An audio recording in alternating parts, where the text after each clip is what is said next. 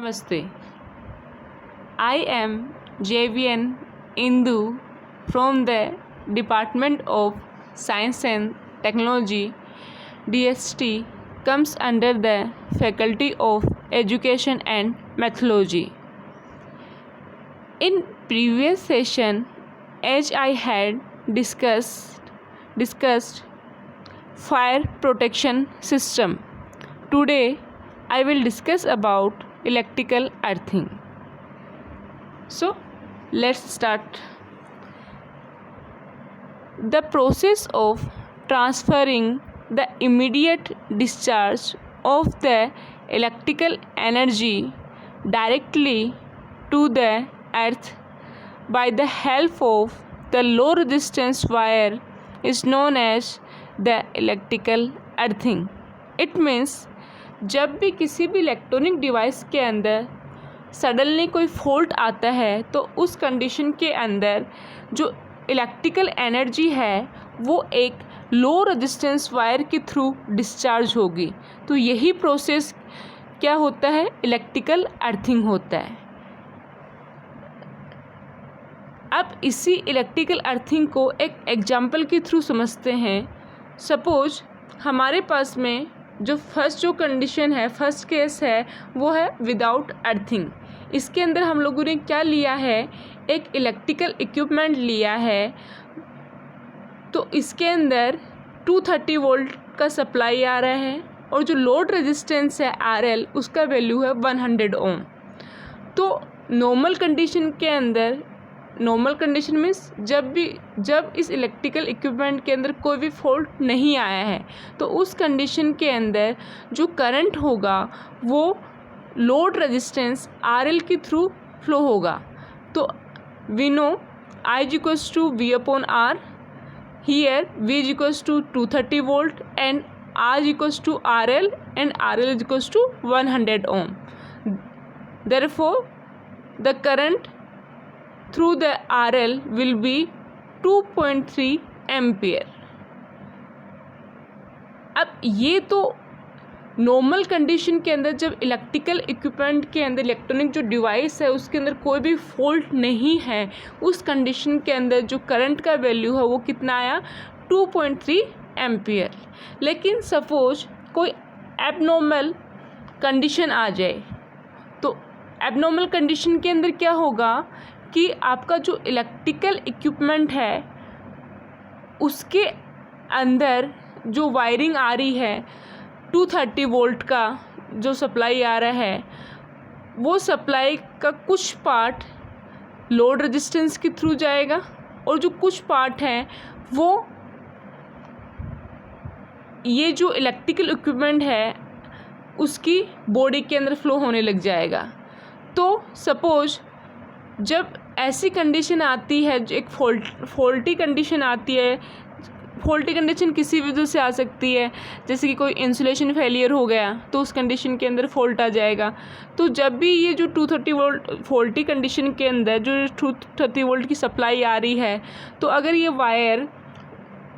Wire जो है वो इलेक्ट्रॉनिक इक्विपमेंट की बॉडी से टच होता है तो और उस इलेक्ट्रिकल इक्विपमेंट को सपोज कोई भी ह्यूमन छूता है तो ये जो चार्ज है ये ह्यूमन बॉडी में भी फ्लो होने लग जाएगा।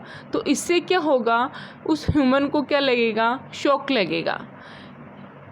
तो यहाँ पे कंसिडर करते हैं कि जो रेजिस्टेंस है ह्यूमन बॉडी का वो कितना है, 1000 ओम, और जिसको हमने किससे डिनोट किया है, RHB। It means resistance of human body, that is 1000 ohm. Here, if you want to calculate the value of current, then what will be the formula? I is equals to V upon RHB. Here V is equals to 230 volt, same supply आ रहा है, upon जो human body का resistance है वो कितना consider किया है, 1000 ओम।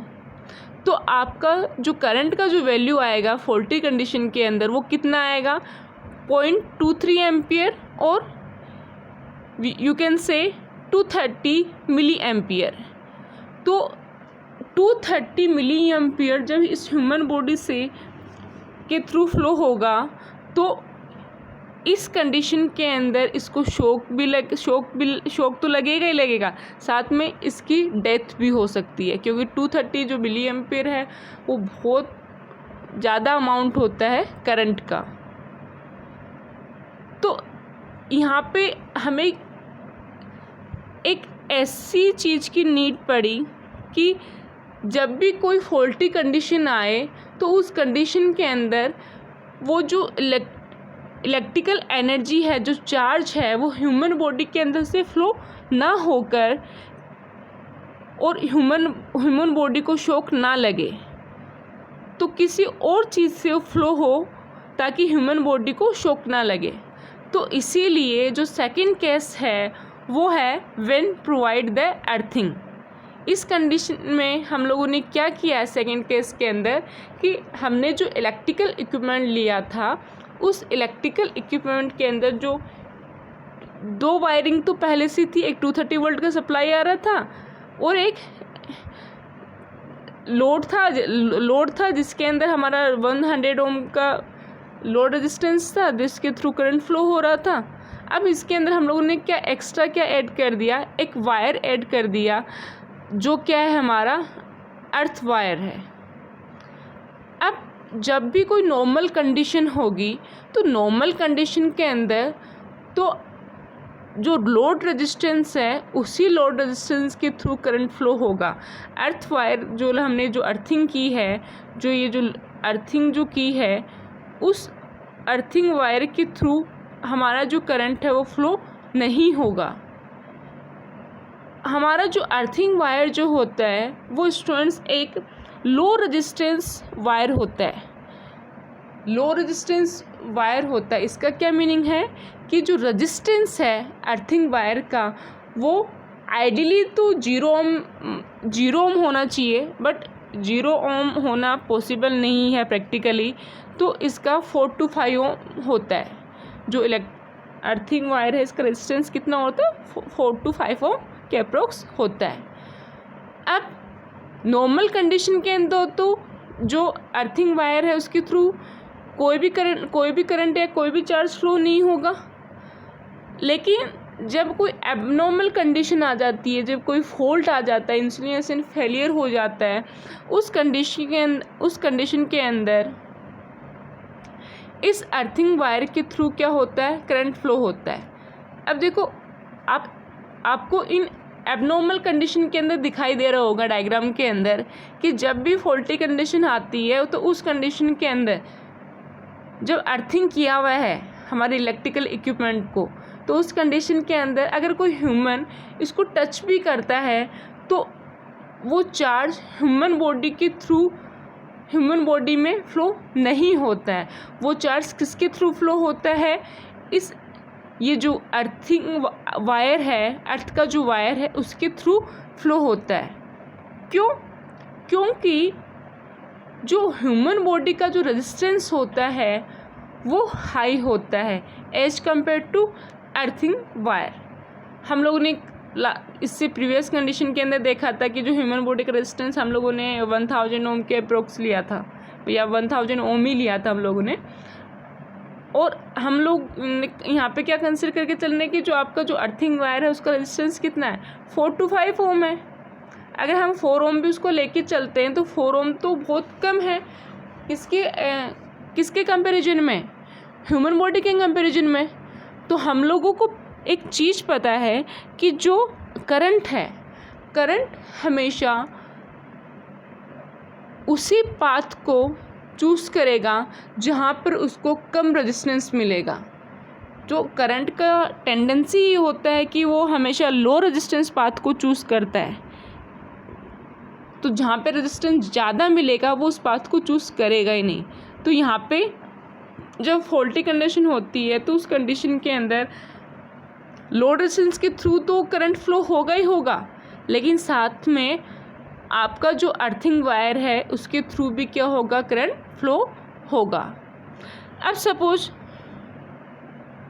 इस कंडीशन के अंदर जब हमारी फॉल्टी कंडीशन है तो उस कंडीशन के अंदर जो करंट होगा, तो कितना जो करंट है वो अर्थ वायर के थ्रू फ्लो होगा, तो उसका वैल्यू कैसे कैलकुलेट करेंगे। आई इक्वल्स टू क्या होता है, वी अपॉन आर होता है। वी का वैल्यू तो 230 वोल्ट है, अपॉन जो अर्थिंग वायर का जो रेजिस्टेंस है वो हम लोगों ने यहाँ पे क्या कंसिडर किया है, 4 ओम। तो 230/4 इज इक्वल्स टू कितना हो गया, 57.5 एम्पियर। तो देखिए 57.5 एम्पियर करंट जो है वो अर्थ वायर के थ्रू क्या होगा, फ्लो होगा। और हमारा इस कंडीशन के अंदर ह्यूमन बॉडी के थ्रू कोई भी चार्ज फ्लो नहीं होगा, कोई भी करंट फ्लो नहीं होगा जब हम लोगों ने हमारे इलेक्ट्रिकल इक्विपमेंट को अर्थिंग प्रोवाइड कर रखी है। तो आई चीज़ समझ में कि हम लोग जो इलेक्ट्रिकल अर्थिंग है वो क्यों प्रोवाइड करते हैं इलेक्ट्रिकल इक्विपमेंट को। तो सिंपल सा मीनिंग इसका यही है कि आपके जब भी कोई फॉल्टी कंडीशन आएगी तो उस कंडीशन के अंदर ह्यूमन को शॉक से बचाने के लिए हम लोग अर्थिंग करते हैं। जब भी कोई फॉल्टी कंडीशन आएगी तो हमारी उस कंडीशन के अंदर ना किसी ह्यूमन बॉडी को भी कोई शॉक लगेगा और ना ही हमारी जो इक्विपमेंट है वो डैमेज होगा। तो उस कंडीशन के अंदर हम लोग क्या करते हैं, अर्थिंग यूज करते हैं जब हमें ह्यूमन बॉडी को शॉक लगने से बचाना है और हमारे डिवाइस को भी प्रोटेक्ट करना है। तो जो इलेक्ट्रिकल अर्थिंग है उसका आई होप मीनिंग सबको समझ में आ गया होगा क्यों हम लोग इसका यूज करते हैं। नेक्स्ट है advantages of earthing. The main advantages of earthing in the electrical system are current and voltage balancing, electrical shock prevention, reducing electrical noise, etc. Next is purpose of earthing. What is the purpose of earthing? So the main purpose of earthing in the electrical system is to balance current और voltage. तो ये जो है purpose है earthing का। अब देखिए एक प्रैक्टिकल एग्जांपल हम लोग स्टूडेंट लेते हैं कि आपने देखा होगा कि जो फ्रिज होता है, जो फ्रिज के अंदर हम लोग 3 पिन प्लग यूज़ करते हैं और जो टीवी जो होता है उसके अंदर हम लोग क्या यूज़ करते हैं, 2 पिन प्लग यूज़ करते हैं। तो क्या होता है, क्यों हम लोग फ्रिज के अंदर 3 पिन प्लग क्यों यूज़ करते हैं, क्योंकि स्टूडेंट यहाँ पे जो 3 पिंस जो होती हैं वो किस किस की होती है, एक तो फेज का होता है, एक न्यूट्रल का होता है और एक अर्थिंग का होता है। और जब जो 2 पिन प्लग है उसके अंदर 2 पिन किस किस की होती हैं, फेज और न्यूट्रल की। तो फ्रिज के अंदर हम लोग अर्थिंग इसलिए प्रोवाइड करते हैं कि जब भी कोई फॉल्टी कंडीशन आए तो उस फॉल्टी कंडीशन के अंदर क्या हो सकता है कि आपका जो फ्रिज है बच्चे उसका जो बॉडी है वो मेटल का बना हुआ रहता है। तो उस कंडीशन के अंदर फ्रिज की बॉडी के अंदर भी क्या होगा, करंट फ्लो होगा। तो अब जब फॉल्टी कंडीशन आएगी उस फॉल्टी कंडीशन के अंदर क्या होगा, कोई भी अगर उसको छुएगा तो छूने वाले के अंदर भी क्या होगा, करंट फ्लो होगा। तो उस कंडीशन में उसको शॉक लग सकता है। तो इसीलिए हम लोग क्या करते हैं, 3 पिन प्लग यूज करते हैं फ्रिज के अंदर। बट अपना जो टीवी है उसके अंदर हम लोग 2 पिन प्लग क्यों यूज करते हैं, क्योंकि जो आउटर बॉडी जो होता है इसका टीवी का वो किसका बना रहता है, प्लास्टिक का होता है। तो उस कंडीशन के अंदर अगर कोई फॉल्टी कंडीशन आती भी है तो उस फॉल्टी कंडीशन के अंदर भी जो टीवी का जो बॉडी है उसके थ्रू कोई भी करंट फ्लो नहीं होगा। तो उस कंडीशन के अंदर अगर फॉल्टी कंडीशन है तो भी अगर उसको कोई टच करेगा टीवी को तो उस टच करने वाले के ह्यूमन के बॉडी से करंट फ्लो नहीं होगा और उसको शॉक नहीं लगेगा। तो इसीलिए हम लोग क्या यूज करते हैं बच्चे, 2 पिन प्लग यूज करते हैं टीवी के अंदर।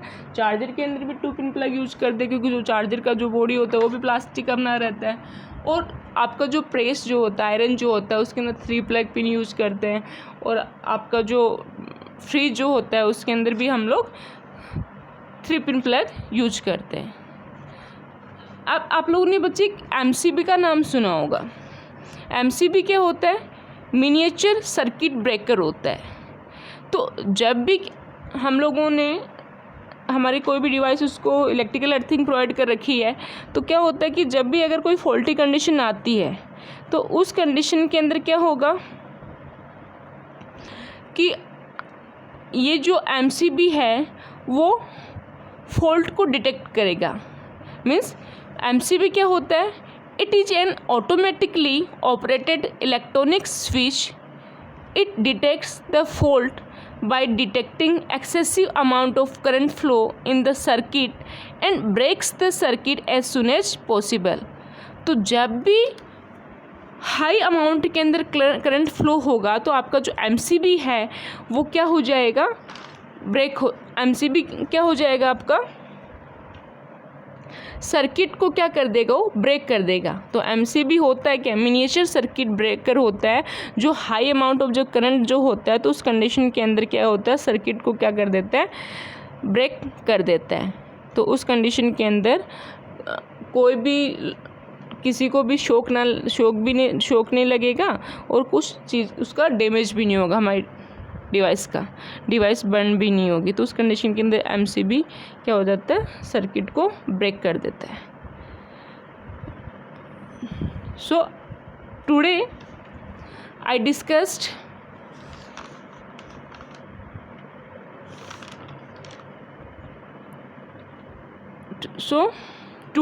डिस्कस्ड